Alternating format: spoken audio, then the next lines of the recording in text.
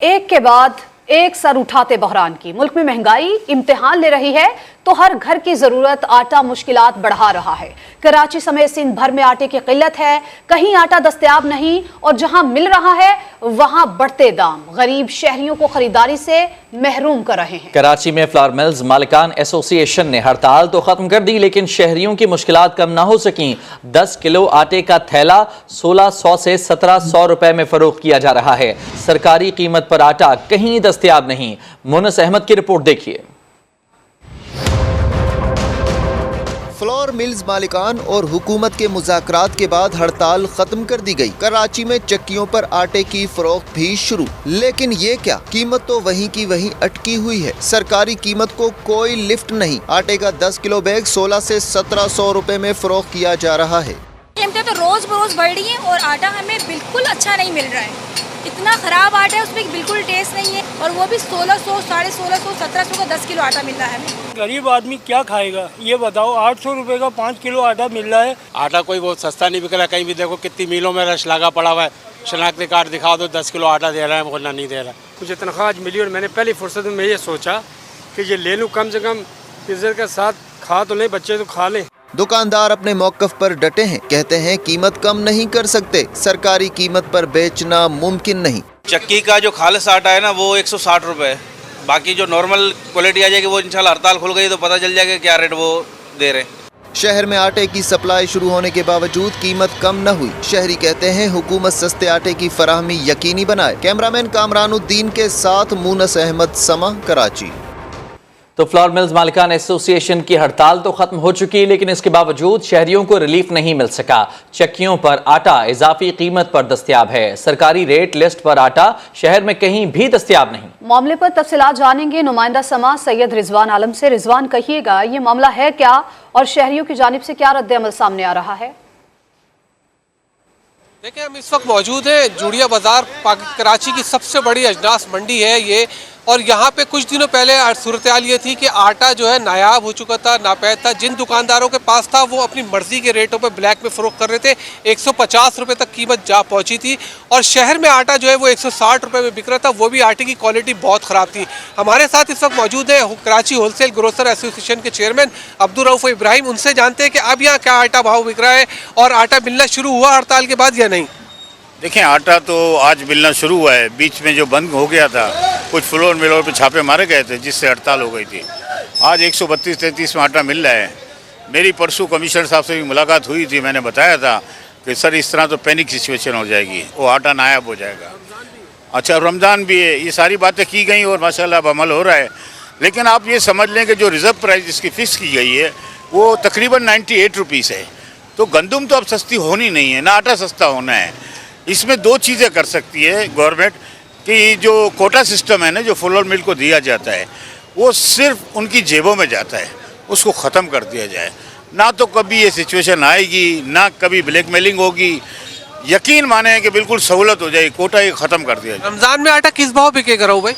देखें, रमज़ान में इंशाल्लाह अभी 10-15 दिन में हमारी फसल थोड़ा स्टार्ट हो जाएगी। अभी एक दफ़ा 144 लगाई गई है, सुबहबंदी की हुई है। तो कराची में ये सुबहबंदी ना की जाए।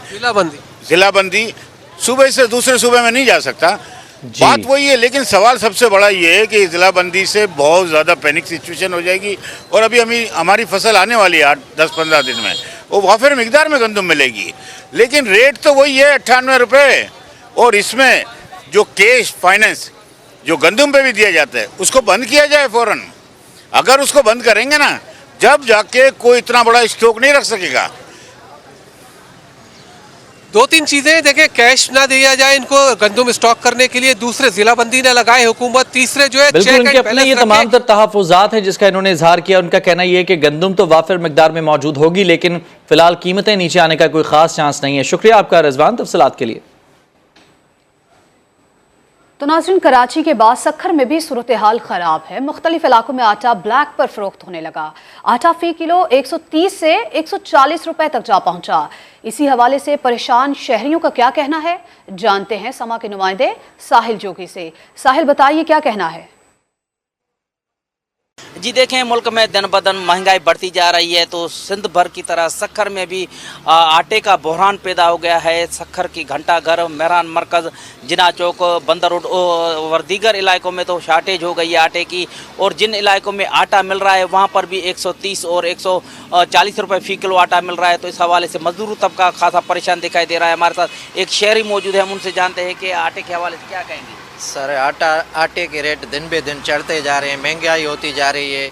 अब दिन का खाना नहीं खा सकता है, कम से कम रोटी तो खा सके। 140 रुपये किलो, वो भी ब्लैक पे आटा मिल रहा है। जी, आपने सुना कि यहाँ पर जो है ब्लैक पे आटा फ़रोख्त हो रहा है, तो इस हवाले से ये खासे परेशान दिखाई दे रहे हैं। इन्होंने यही हुकूमत से मुतालबा किया है कि फौरी तौर पर आटे के रेट जो है कम किए जाए ताकि वो एक वक्त का खाना खा सके। जी, बहुत शुक्रिया आपका तफसीलात के लिए साहिल। आगे बढ़ते हैं और सक्खर के बाद रुख करते हैं हैदराबाद का, जहां आटा चक्की हो या फिर फ्लावर मिल्स, दोनों ही अवाम की जेबें काट रहे हैं। सरकारी इदारे 150 रुपए किलो आटा फरोख्त करने वाली माफिया और मुनाफाखोरों के हाथों मुकम्मल तौर पर बेबस नजर आते हैं। तफसीलात जानते हैं इम्तियाज अली से, जो कि इस वक्त फूड डिपार्टमेंट इंस्पेक्टर के साथ मौजूद हैं। इम्तियाज, अब बताइएगा शहरियों के क्या मसाइल हैं और फूड डिपार्टमेंट इंस्पेक्टर क्या कहते हैं इस मामले पर। जी बिल्कुल, सिंध हुकूमत की जानिब से फ़ी किलो 85 रुपये फ्लोर मिल्स को जो है गंदम फराम की जा रही है, जबकि जो है वो 95 रुपये में जो है फ़ी किलो के हिसाब से जो है आटा फ़रोख्त करने के पाबंद है। इस हवाले से हमारे साथ इंस्पेक्टर फूड नोमान अहमद हमारे साथ मौजूद है। हम उनसे मालूम करेंगे कि क्या वजूहात है कि शहर भर में जो है आटा 140 तो कहीं 150 रुपये में शहरियों को फ़रोख्त किया जा रहा है। इसकी क्या स्ट्रेटजी है, आप लोग किस तरीके से चेक एंड बैलेंस रखते हैं इनका? तो बात यह है कि अभी देखें, अभी मिल वालों को 85 रुपीज़ में आटा दिया गया, ठीक है, उनको 95 रुपीज़ में एक्स मिल्क दिया गया। अगर किसी मिल वाले ने अगर इससे ज़्यादा आटा दिया होगा तो आज उसको हम सील भी करेंगे और उनके ऊपर भारी जुर्माना भी आयद करेंगे। हाँ जी बिल्कुल, फ्लोर मिल्स जो है वो 98 रुपीज़ में जो है फ़ी किलो आटा जो है फ़रोख्त करने के पाबंद है, जबकि जो है चक्की में 105 रुपये और 107 रुपये में फ़रोख्त करने के पाबंद है। मगर शहर में देखा जा रहा है कि सूरत हाल इससे अबतर है। शहरी जो है 140 और 150 रुपये में आटा खरीदने पर मजबूर हैं। जी, और सिर्फ आटा बहरान और महंगा आटा ही नहीं बल्कि अशिया ज़रूरिया के बढ़ते दाम भी शहरियों को इम्तिहान में डाल रहे हैं। मुल्तान के यूटिलिटी स्टोर्स पर अशिया खुरोनोश की कीमतों में इजाफा हो गया। बुनियादी ज़रूरियात की चीज़ें शहरियों की पहुंच से दूर हो चुकी हैं। रिपोर्ट कर रहे हैं मकसूद चौहान। यूटिलिटी स्टोर्स पर अशिया खुर्दोनोश की कीमतें आसमान से बातें करने लगीं। गरीब आदमी के लिए 2 वक्त की रोटी का हसूल कड़ा इम्तिहान बन गया। 1.5 माह से घी आ नहीं रहा। उसके अलावा आटे का थैला 10 किलो का है जो आम आदमी की पहुंच से दूर है। अगर 300 का सामान लेंगे तो साथ आटे का थैला मिलेगा, वरना नहीं मिलेगा। बड़ी मुश्किल से घर चला रहे हैं।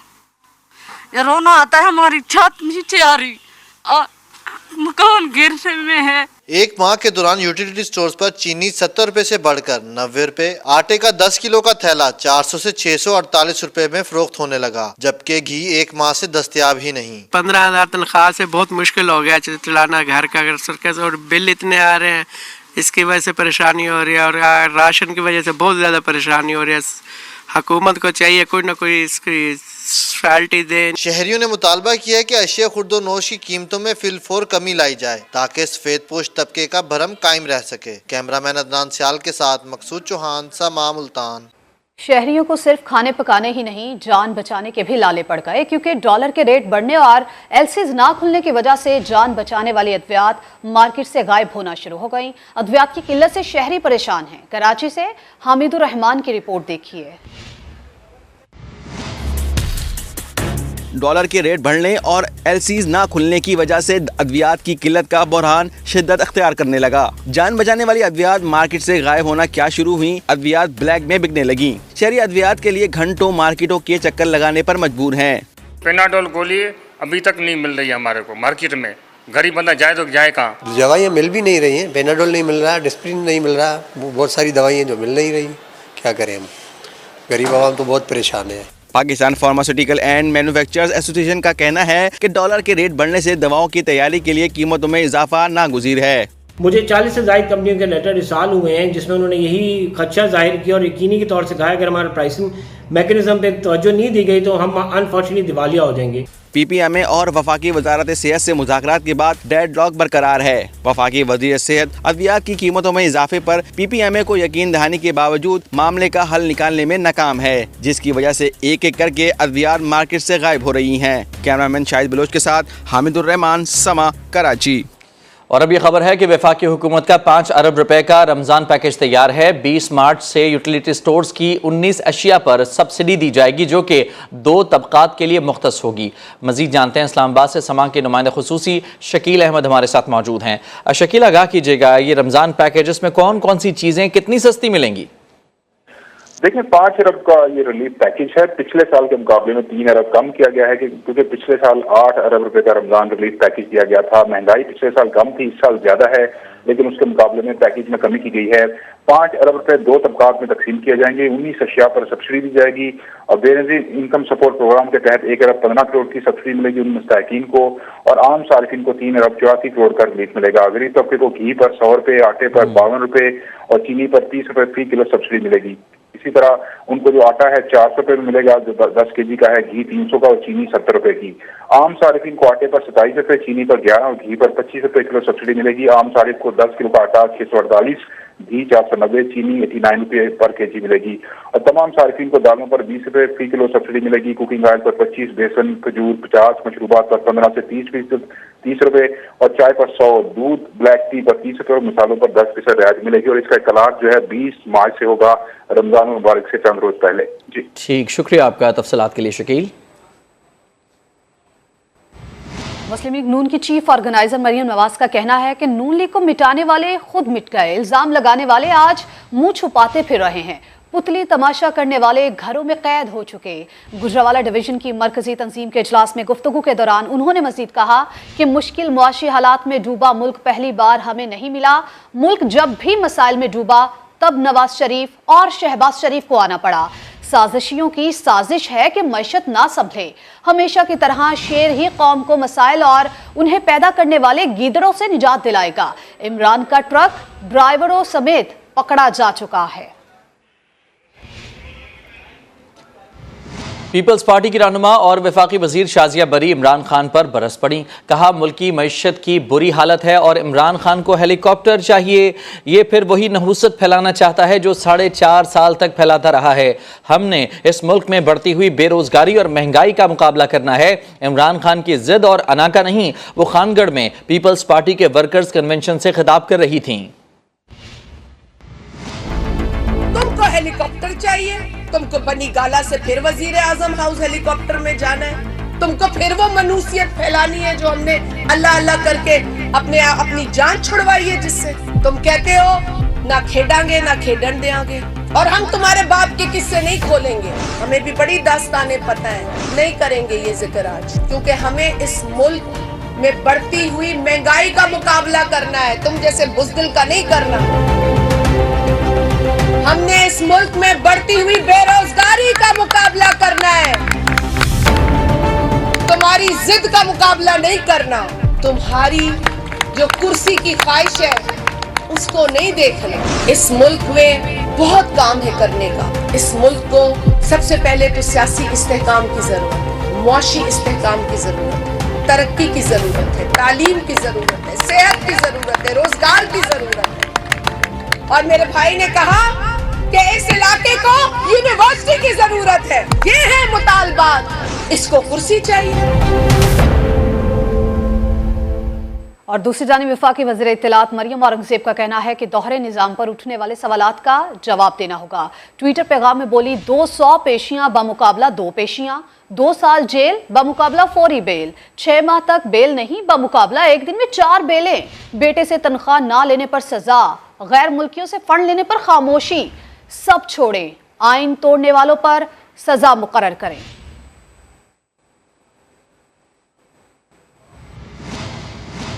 तहरीक इंसाफ के चेयरमैन इमरान खान की ज़ेर सदारत सीनियर पार्टी रहनुमाओं का इजलास जारी है। इस इजलास में पंजाब की इंतखाबी मुहिम की हिकमत अमली तैयार की जाएगी।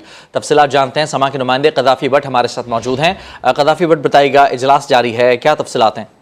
बिल्कुल जी, इजलास जारी है और इजलास में चूंकि आज तहरीक इंसाफ में इलेक्शन कैंपेन का बाकायदा आगाज करना है, उस हवाले से हिकमत अमली मुरतब की जा रही है कि इलेक्शन कैंपेन का आगाज किस तरीके से किया जाएगा और पंजाब की जो इंतखाबी मुहिम है उसको किस तरीके से आगे चलाया जाएगा। शाम 7 बजे जो है तकरीब मुनक्किद होगी जमान पार्क के अंदर, जिसके अंदर इमरान खान इस इजलास में होने वाले फैसलों और हिकमत अमली से आगाह करेंगे। जी बहुत शुक्रिया आपका तफसीलात के लिए क़दाफ़ी।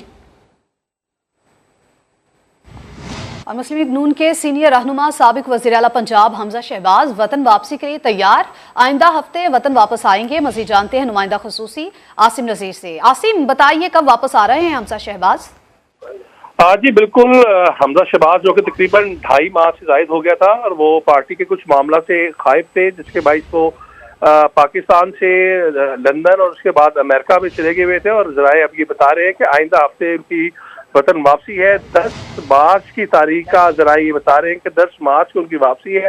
ताहम अभी इस तारीख के ऊपर यही बताया जा रहा है कि वो 10 मार्च को लाहौर वापस पहुंच जाएंगे, जिसके बाद पार्टी का जो अहम इजलास भी हो रहा है उसमें भी वो शिरकत करेंगे। ना सिर्फ उन्हें पार्टी में दोबारा से कोई नई जिम्मेदारियां दी जा रही हैं, बल्कि जो उनकी कुछ नाराजगियां थी उन्हें भी दूर किया जा रहा है। दूसरी जानिब ज़राए ये भी इस हवाले से भी थोड़ा सा बात कर रहे हैं कि हमजा शहबाज और मरियम नवाज क्या मुस्लिम लीग नून की इंतखाबी मुहिम को इकट्ठे चलाएंगे या नहीं चलाएंगे, इसका अभी तक फैसला नहीं हो सका। ठीक है, इसका अभी तक फैसला नहीं हुआ कि पार्टी के मामलात आगे चलकर इकट्ठे चलाने हैं या नहीं। आसिम, आपका बहुत शुक्रिया, आपने हमें अपडेट किया।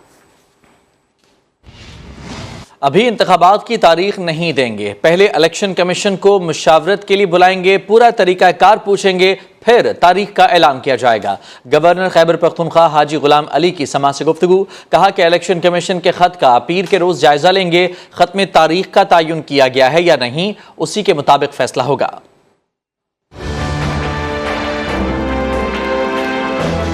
खत तो रात 8 बजे स्टाफ ने बताया कि मिला, लेकिन वो खत जो है सेक्रेटरी के नाम पे है और सील बंद है।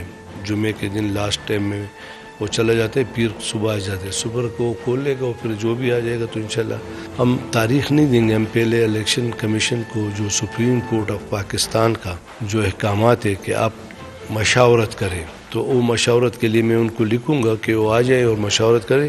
वो हमें अपना मुद्दत का तयन कर देगा कि इस मुद्दत तक हम तैयार हैं, उसके बाद फिर उसको हम तारीख दे देंगे। मैंने ऑनरेबल सदर साहब से रिक्वेस्ट की थी, आप भी आईनी सरबराह है, मैं भी प्रोविंस का आईनी सरबराह हूँ, इलेक्शन कमीशन भी जो है वो एक आईनी इदारा है। अगर हम तीनों एक मेज़ पे बैठकर मशावरत के बाद इत्तेफाक राय से एक तारीख दे देते तो शायद मुल्क को एक अच्छा पैगाम जाता। पंजाब और खैबर पख्तूनख्वा में इंतखाबी शेड्यूल पीर या मंगल को जारी होने का इम्कान है। इलेक्शन कमीशन ने DROs और ROs अदलिया से ना लेने का फैसला किया। इलेक्शन कमीशन के ज़राए के मुताबिक पंजाब के इंतखाबात के लिए रजिस्ट्रार हाई कोर्ट को दोबारा ख़त नहीं लिखा जाएगा। सूबाई इलेक्शन कमिश्नर आज DROs और ROs की फहरिस्त इलेक्शन कमीशन को भिजवाएगा। आइंदा हफ्ते अफसरान की ट्रेनिंग का आगाज़ किया जाएगा। इलेक्शन कमीशन ने पंजाब और खैबर पख्तूनख्वा के इंतखाबात के अखराजात का तखमीना 30 अरब रुपए से ज़ायद लगाया है। फंड्स के लिए आइंदा हफ्ते वजारत खजाना को खत लिखा जाएगा। इलेक्शन कमीशन सिक्योरिटी फोर्सेस की तैनाती के लिए वजारत दाखिला को भी आइंदा हफ्ते खत लिखेगा। बलोचिस्तान नेशनल पार्टी से ताल्लुक रखने वाले नए गवर्नर बलोचिस्तान मलिक अब्दुल वली काकड़ का कहना है कि NFC, गैस और बिजली समेत बलोचिस्तान के तमाम बड़े मसाइल पर वफाक से बात करेंगे। कोशिश है कि सूबे में बदअमनी के खात्मे के लिए नाराज लोगों के गिले शिकवे दूर करने में किरदार अदा करें। ब्यूरो चीफ जलाल नूरजई को खुसूसी इंटरव्यू में उन्होंने मजीद क्या कहा, आइए आपको दिखाते हैं।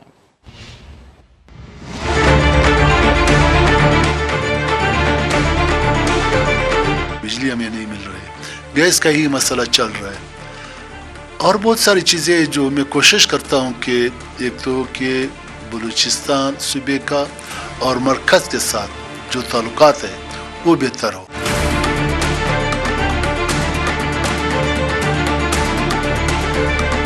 बलूचिस्तान का सारा दारोमदार जो एग्रीकल्चर पे, बलूचिस्तान में और कोई न कारखाना है, न फैक्ट्री, न कोई और ऐसा काम है। बलूचिस्तान के जितने भी ग्वादर से लेकर फिर नसीराबाद, फिर चमन, फिर जोब तक, इनका सारा मसाइल या लाइफ स्टॉक है या एग्रीकल्चर है।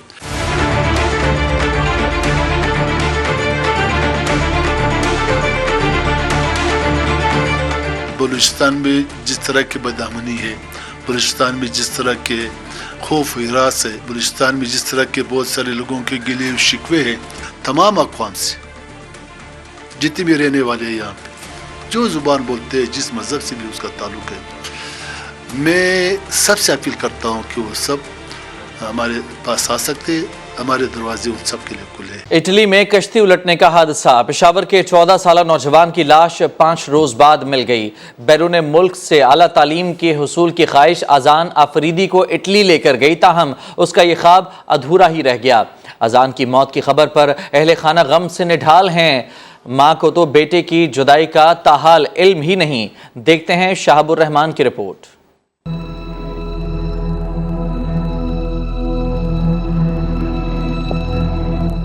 मेरे बेटे को बहुत ज़्यादा शौक था तालीम का कि मैं यहाँ से जाऊँ अपने भाई के पास और उसके साथ में ये तालीम उधर हासिल करूँ, मैं कोई बड़ा आदमी बन जाऊँ। हम उसको कहते थे बेटा देखो ज़रा तालीम कर लेगा, अभी तेरी ये उम्र नहीं है, और बस जिद, और उसने उसको पकड़ा था बस। तो उसकी माँ को तो अभी भी यही यकीन है कि वो कहती है कि यार मेरा बेटा जिंदा है, मुझे न यूरोप चाहिए न कोई चाहिए, बस मुझे अपना बेटा चाहिए। उसको ये पता ही नहीं है कि उसकी लाश आने वाली है।